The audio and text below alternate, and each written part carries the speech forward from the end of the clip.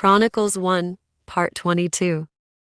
And David said, "This is the house of God, and this is the altar for the holocaust of Israel." And he instructed them to gather all the new converts from the land of Israel. And from these he appointed stoneworkers, to hew stones and to polish them, so that he might build the house of God. Also, David prepared very much iron to use for the nails of the gates, and for the seams and joints, as well as an immeasurable weight of brass. Also, the cedar trees, which the Sidonians and Tyrians had transported to David, were not able to be counted. And David said, "My son Solomon is a young and tender boy, but the house that I desire to be built to the Lord ought to be so great that it is renowned in every region. Therefore, I will prepare what will be necessary for him." And for this reason, before his death, he prepared all the expenses. And he called for Solomon, his son. And he instructed him to build a house to the Lord, the God of Israel. And David said to Solomon, "My son, it was my will that I build a house to the name of the Lord my God. But the word of the Lord came to me, saying, You have shed much blood, and you have battled in many wars.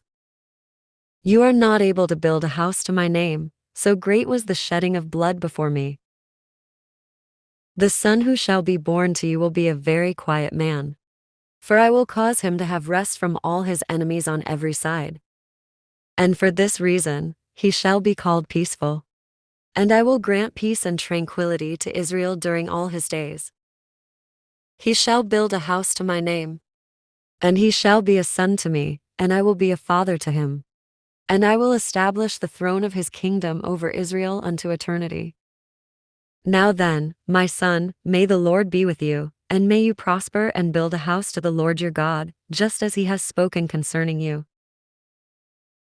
Also, may the Lord give you prudence and understanding, so that you may be able to rule Israel and to guard the law of the Lord your God.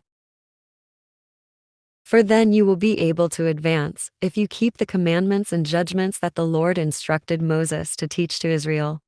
Be strengthened and act manfully.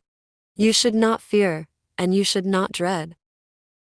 Behold, in my poverty I have prepared the expenses for the house of the Lord, 100,000 talents of gold, and 1,000,000 of talents of silver.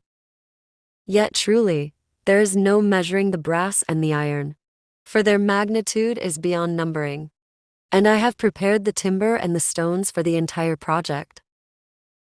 Also, you have very many artisans, stoneworkers and builders of walls, and craftsmen of wood, and those most prudent in doing the work of every art. With gold and silver, and with brass and iron, of which there is no number. Therefore, rise up and act. And the Lord will be with you.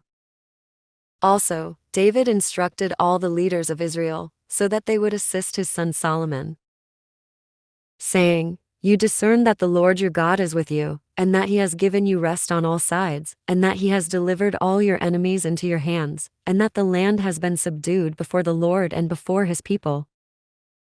Therefore, offer your hearts and your souls, so that you seek the Lord your God.